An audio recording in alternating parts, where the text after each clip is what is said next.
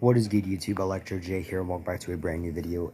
As you can see, I'm going to be doing a tier list video for for all the MCU movies and all the MCU series as of 2022.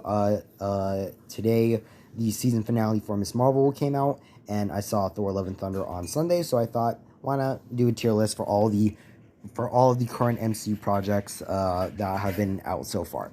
So yeah, so if you guys are new to the channel, make sure you hit the subscribe button and hit the bell icon so you never miss another one of my videos. Let's get to it. So I did something like this earlier in the year, but I just thought, hey, might as well do it again for this time because we've gotten a lot of new projects since the last time I did a video like this. So yeah, so we got our rankings here. We got S, A, B, C, D, and we have a lot of projects here. And if you can tell, we also have some Sony projects. We got like all the other Spider-Man movies, we got the Venom movies, we got the Netflix shows, and those are technically kind of MCU canon now, so we'll see how it goes. So let's get to it. Alright, so first off, Ant-Man and the Wasp. I'm putting this at B. It was a fun movie. Like all the Ant-Man movies are meant to be like fun movies. Like, yeah, they have their ties to the MCU, but they're just really meant to be like fun, exciting, like little adventure films. So I'm gonna put Ant-Man and the Wasp at B. It had an okay story. Ant-Man 1, I'm gonna put at A because I liked how it was. I liked how it was basically just like it was a heist film. It was more of a heist film than it was a superhero film. Avengers Age of Ultron. Ooh. I'm putting this at B. It's my least favorite Avengers film. There are some aspects about Avengers Age of Ultron that I really do love about it, but it's not as good as the other movies. Like, I like how we got to learn a little bit more about Hawkeye. I liked how we got the introduction of Vision, Scarlet Witch, Quicksilver, but like, it's not as good as the other movies. Speaking of the other movies, let's get Avengers Infinity War at S. This Avengers Infinity War is one of, if not the best MCU films ever, because of how much groundwork it laid for 10 years of existence. And obviously the ending of Infinity War was so gut-wrenching, if that's the proper word to use. Next up, we got Captain Marvel. It was an okay movie. The reason why Nick Fury lost his eye was stupid, but I think it was okay. I think it deserves to be at like B. I think it deserves to be at like B. Captain America: The Winter Soldier. That's an automatic S. It's another one of my favorite MCU movies. I absolutely never get tired of this movie. It's so good. The action is so incredible, and I love Sam Wilson in this movie. He's such a good character. Captain America 1. I think it's an okay movie. I'm gonna put it at B. You know, I really liked how they were able to make like Steve Rogers like skinny in the beginning because of how like they made it. Like they had Chris Evans, then they had to stand in, and with CGI and stuff they put that together. So I really did like that. Red Skull, he was an okay villain. I kind of liked how they brought him back in Infinity War and Endgame. Captain America: Civil War. Get your ass up at S. I absolutely love this movie. It introduced Black Panther, introduced Spider-Man, and it obviously had Captain America versus Iron Man. So yeah, S tier, perfect movie. Well, not perfect, but it's one of the best movies. Doctor Strange 1. I'm putting this at A. I'm putting it at A. It's definitely a fun movie. It's definitely like a new look into the MCU with like the mystic arts and all that stuff.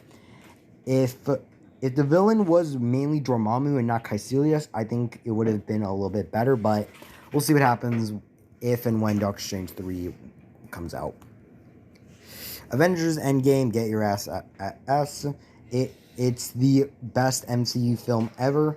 The best scene is the Avengers Assemble scene, where all the heroes come back. The music is so excellent. I absolutely love it. Guardians of the Galaxy 1, I'm putting it at S, except for Volume 3. I absolutely loved how we got to see this complete oddball of characters come together and basically become, in a way, the MCU's first, like, family, in a way. Because they literally become, like, a genuine family at the end of the film. Guardians of the Galaxy Volume 2, it's not as good as the first one. The stuff with, like, Yondu, I absolutely was sad when he died. But he was an honestly good character. Baby Groot, he was pretty much the star of the film. And the stuff with Star-Lord being a Celestial or half Celestial was good. Spider-Man Far From Home, I'm putting it at B. It's definitely my least favorite Spider-Man movie in the MCU because of, I don't know, because of how mainly because of how Mysterio is and how how Peter kind of is throughout the movie. It's just something about this movie that kind of left a bad taste in my mouth. Like, the movie's still good, but it wasn't my favorite. The Incredible Hulk, I'm gonna put it at C. It's definitely an underused movie because of the main thing with Edward Norton being recast with Mark Ruffalo. But I did like how further down the line we actually had connections be made from this movie into the MCU with Ross returning in Civil War and the Abomination returning in Shang-Chi and now She-Hulk. Alright, next up we got Iron Man 2. This can go at D. I absolutely do not like this movie. The villain is Whiplash, such a bad villain. Justin Hammer, he's okay. I really did not like Tony for a majority of this movie. He was such an annoying character. Black Widow and War Machine, they were good characters to introduce into the MCU. They properly introduced War Machine in this movie, but yeah. So yeah, it was at D for me. Iron Man 3, on the other hand, I put this movie at A. It's definitely my favorite Iron Man movie because it put Tony in a very bad situation where he was literally on the run. He was literally running from the Mandarin, or the supposed Mandarin, or should I just say Killian. He was running away from him, and it was definitely a good movie. It did have its problems, yes, mainly with the Mandarin twist and all that stuff, but it was still a good movie in on itself. Iron Man 1, I'm putting it at top of B because, yeah, it's a good movie. It's the thing that started it all, but it's just I don't know. It just doesn't hit the proper spot for me, I guess. Like the villain Obadiah Stane, he's kind of lame. I wouldn't say lame. He's kind of lazy, but he obviously gave the famous line, Tony Stark built his suit in a cave with a box of scraps, so you got to give that to him. Black Panther, it's S tier. R.I.P. Chadwick Boseman. I'm very excited. I'm very interested to see how Wakanda Forever is gonna do with Namor and Atuma, and with Ironheart, and with Shuri possibly becoming the new Black Panther. So that's definitely gonna be interesting. But this movie is such a good movie. Chadwick, he was so good. Killmonger, one of the best villains in the MCU ever, and yeah. Spider-Man: Homecoming. Now this one I'm putting it at top B because throughout the first trilogy of Spider-Man, of the Spider-Man trilogy in the MCU, Spider-Man: Homecoming was Peter wanting to be nothing more than Spider-Man. Spider-Man: Far From Home, it was nothing but Peter not wanting to be Spider-Man, and now No Way Home, he had to decide whether or not he wanted to be Spider-Man or Peter Parker. So the Vulture, Michael Keaton, he was so good as the Vulture. The fight scenes were good. The story of how Peter had to learn to become more than just the arrogant hero was definitely a callback to Iron Man's journey. Thor 1, I'm putting this at C. It's an okay movie. It's not that horrible, but it's just the writing is lazy.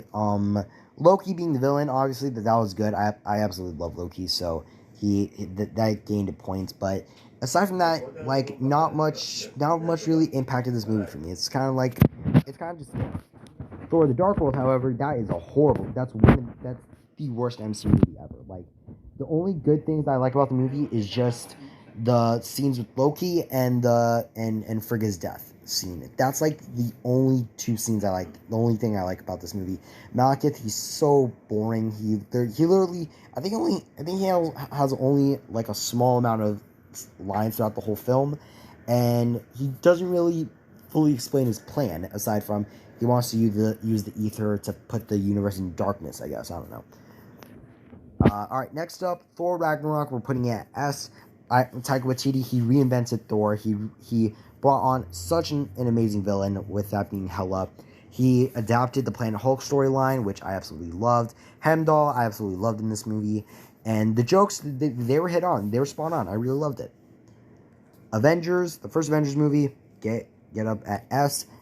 it brought the first like what four it brought the first 4 years of the MCU were culminated into this movie.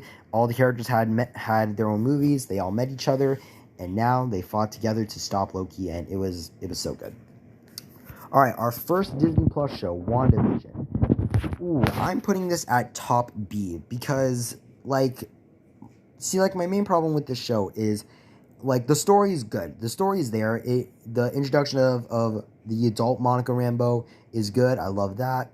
The side characters like Jimmy Woo and Darcy, those are good. But like Wanda, her story was kind of a hit or miss, but it was definitely good. Vision, he was such a good character. Agatha Harkness, she was okay. I'm gonna have to wait and see what her show's gonna be about, see what happens. But my main problem with it is like with the Evan Peters Quicksilver thing. Like they could have just like and I know that this is like a problem that everyone has with it, but why did his name have to be Ralph Boner? Of all last names in the universe, why did it have to be Ralph Boner? Like they could have given him any other name, but like if they wanted to, they could have like started bridging the multiverse with. They could have started bridging the multiverse with WandaVision and it bringing in Evan Peters as Quicksilver. That could have done something, but for that reason, it's gonna stay at B. Falcon and Winter Soldier, on the other hand, I'm putting it at A. I absolutely love the show. I absolutely love Falcon and Bucky's like conversations. I absolutely love their interactions with each other. Carly Morgenthau, she was an okay villain. The twist with Sharon Carter being the power broker, it was okay. It was kind of predictable, but again, like anything that's predictable it can be good unless if the story is good, in my opinion. And I think with her being the power broker, it definitely, like, in my opinion, it made sense on why she kind of turned away to like be a bad guy. Yeah, but Falcon becoming Captain America was good. I loved it, and yeah. Loki is going to be at S tier because Loki, this show was so good. Like, if I had to choose one show to like rewatch, if I had to choose one show to rewatch, like just binge watch entirely, I would choose Loki. And Loki season 2 is actually being filmed right now, so I'm excited. I'm actually wondering if we're gonna get like any details about that show, about season 2, like during Comic-Con or during like Disney Investor Day, probably, or Disney Plus Day. We'll see what happens. Shang-Chi, S tier. Awkwafina, Simu Liu, Tony Leung, they were so good in this movie. I'm very excited to see where Shang-Chi's story will go in the MCU, and I hope it leads up to him being a part of the Avengers. Black Widow, I'm putting this at B. Taskmaster, the villain was Taskmaster was okay. The suit looked nice, but I know people don't like Taskmaster in this movie because of how the twist with like it being Dreykov's daughter and all that stuff, but just like I don't really mind it, but like if the Thunderbolts movie does actually come and like Taskmaster is in the movie, like I really hope that they like reinvent her and give her more to do than just be a silent villain. Marvel's What If, I absolutely love the show. I'm biased to What If and Hawkeye. Like, people may say that these shows aren't that good, but I absolutely love them. I loved how with What If they took a different turn with the MCU and like made an animated show and like went into all these different universes. And then with Hawkeye's one of my favorite Avengers. He's one of my favorite heroes in the MCU, so I absolutely love that they gave him his own show, even though it was more of a Kate Bishop show. Eternals, I'm putting it at bottom A because, like, people have a problem with how long, well, not really with how long, but how the story is. Like, yeah, in my opinion, the story is kind of a hit or miss. The plot is a hit or miss, but they needed this movie to expand more knowledge of the MCU, like, expand, like, what the Eternals have done, like, how they've shaped the world and how they've helped shape it, and I really did enjoy how the movie explained it. And also, this Eternals is the most beautiful movie I've ever seen in my life. It's the most like beautifully shot film because Chloe Zhao, she shot I think like 95% of all shots of the film on real locations and not green screen. So I actually really like that. Spider-Man No Way Home, get up at S tier because I don't care if this movie, Spider-Man No Way Home, if you don't include Spider-Man Into the Spider-Verse, it is the best Spider-Man movie ever. It literally paid like 20, close to 20 years of fan service with bringing back Willem Dafoe, Alfred Molina, Jamie Foxx, Tobey Maguire, Andrew Garfield. It literally brought all of them together in this movie, and the story made so much sense. All right, now is when we start getting into kind of like the more outside MCU projects, but they're kind of connected now because of the events of Spider-Man No Way Home. We got Spider-Man 1. No, wait, this is Spider-Man 2. Sorry. Spider-Man 2, I'm putting it at S tier because it really did put a spin on Spider-Man with him losing his powers, which I really did love that twist. And Alfred Molina, he was so good as the character. He was so good as Doc Ock. Spider-Man 3, I'm putting it at bottom B.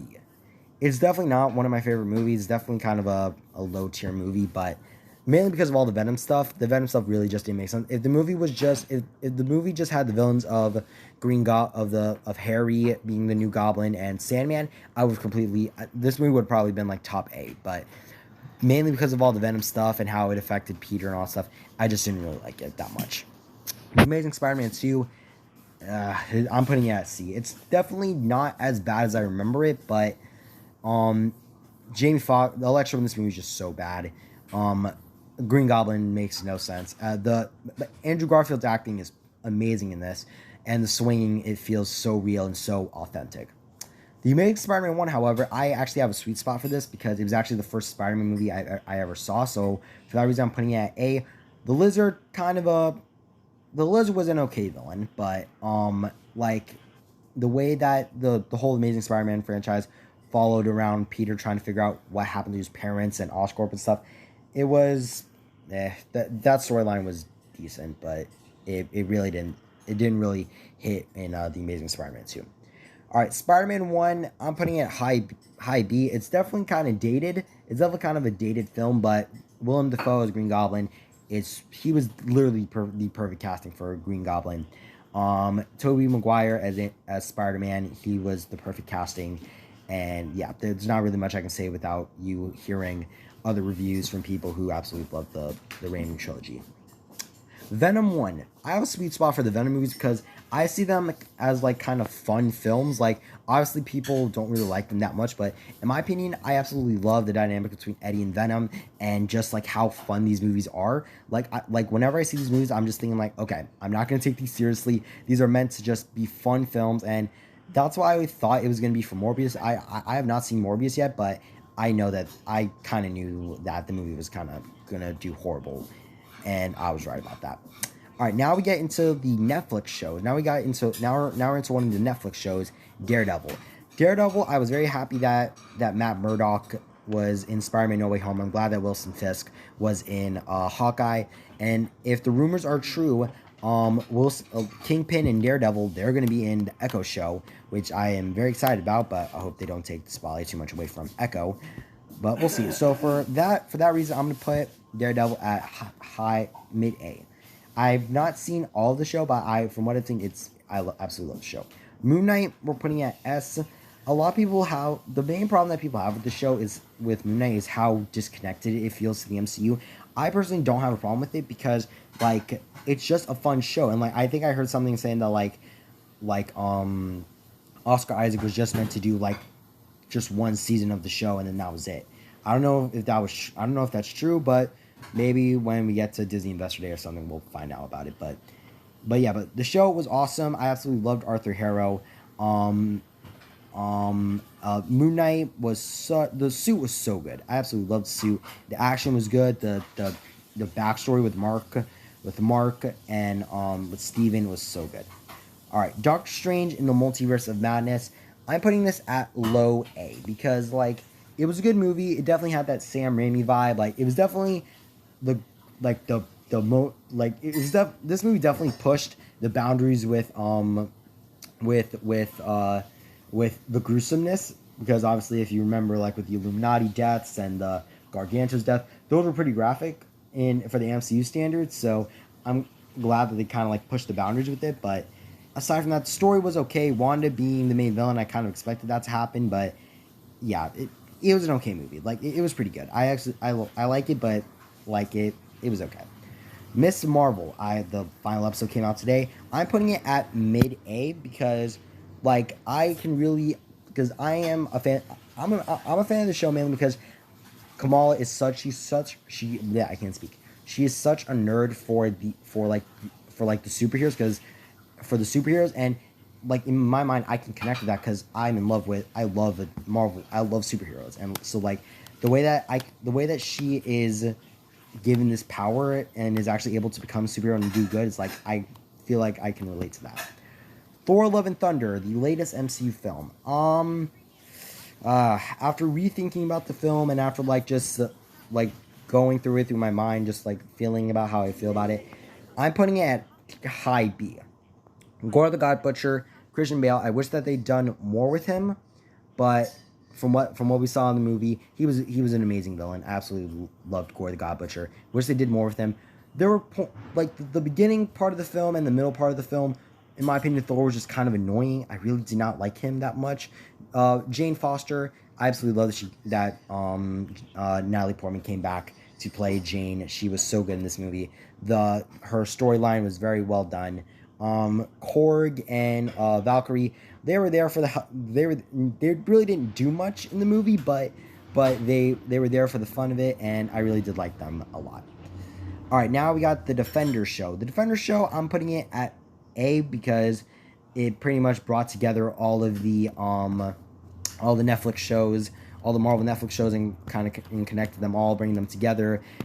Daredevil, Jessica Jones, Luke Cage, Iron Fist. That was all. Their interactions were so good, and I feel like all of them were perfectly cast. Iron Fist, the show, I'm putting it at C. It's definitely my least favorite show. Like, I absolutely love Iron Fist, but the way that the show was, it just wasn't that good. The actor himself, Finn Jones, in my opinion, he was like a perfect casting for like an adult Iron Fist, Danny Rand, but the story was just kind of bleak. Punisher, now I have not actually seen Punisher, the show, but I've seen Punisher in Daredevil, and from what I know, the show is awesome. So, and from what I know from Daredevil and all that stuff, he's a gruesome character, so I'm gonna put him at A, because I feel like I wouldn't be doing him just like that, and also because I feel like if he was real, he would hunt me down. Luke Cage, this is another good show. I'm putting it at A because of like how Luke Cage kind of went from not wanting to be a hero to like becoming a hero in of itself. The mini crossover that he had with Danny was very good. I actually like that episode. It's definitely one of my favorite episodes and stuff. And finally, Jessica Jones. This show, I'm rating it at B. It's definitely it's not really the type of show that I expected it to be, but I really did enjoy how like Christian Ritter how she portrayed Jessica Jones, and how like she was like, I don't want to be a hero. Like, she's absolutely done with being a hero. She doesn't want to be one, but she's dragged into situations where she has to be the hero. And I really hope that the rumors are true about Echo, that we could possibly see Jessica Jones in Echo.